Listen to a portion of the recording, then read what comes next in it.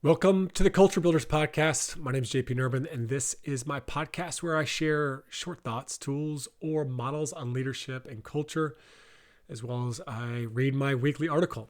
You can learn more about my work to support leaders and get more free resources on transformational leadership and culture at tocculture.com. Today's Culture Builders is an article titled How You Are Creating Playing Time Problems on Your Team. Okay, so you've likely experienced a version of the following.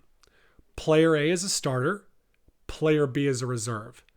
Player B believes they work harder than player A in practices and games.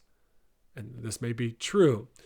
Regardless, though, as a result, player B grows resentful and frustrated because they aren't getting more playing time.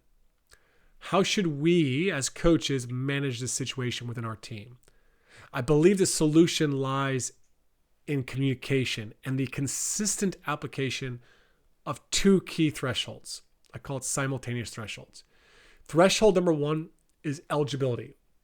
I often say it's the ABCs.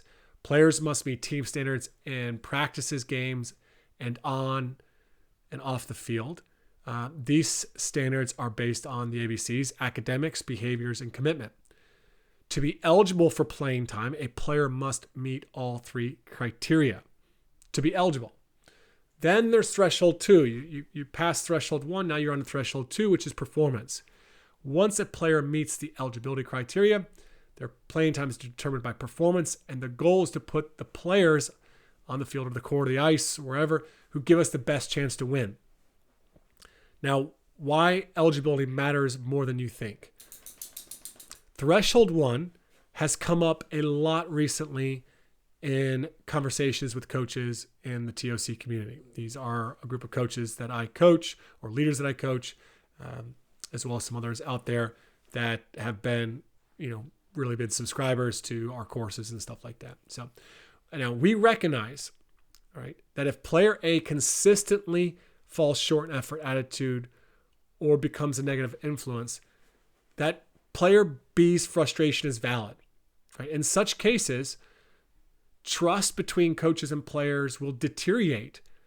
And it's no wonder when players and parents begin to lose faith in our decision making.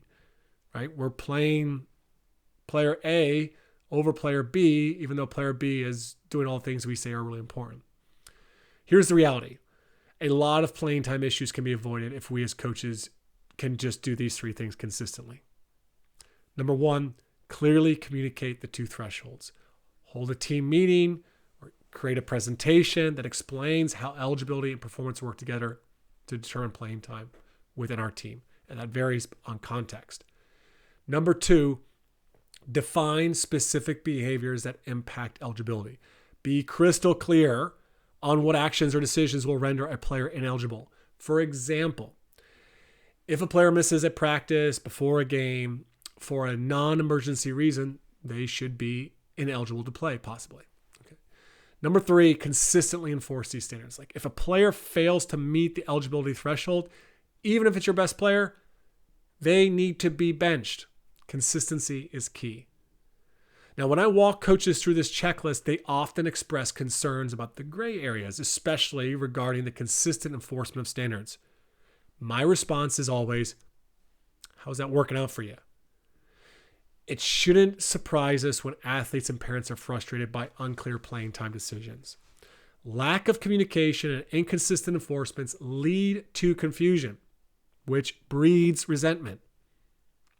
So there's a challenge here for you. Here's a question every coach needs to ask themselves. What specific behaviors or actions would make a player ineligible outside of egregious misconduct? You need clarity. Define what will make a player ineligible and communicate that early and often. And more importantly, have the courage to enforce it. In chapter 18 of my book, The Culture System, I shared stories of coaches who took a stand on standards, even at the expense of losing talent. John Wooden famously benched top players like Sidney Wicks and Bill Walton for missing practice or displaying poor attitudes.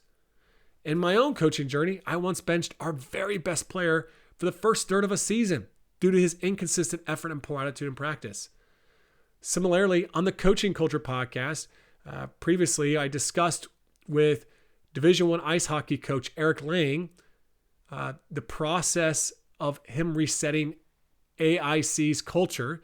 He literally benched top players and even left them behind for being just a few minutes late to the team bus. Here's why high standards matter. When you enforce high standards, you risk losing talented players. That's the price. But if you don't enforce your standards, your team will lose trust in you. People will believe that you stand for nothing. So what do you stand for? It's time to get clear, to communicate and enforce those standards. If you need more help with playing time issues on your team, well, check out the Playing Time System course, the Playing Time System course, as it will help you eliminate nearly every playing time issue with your team. I guarantee it. Head on over to tocculture.com and check out our online courses there.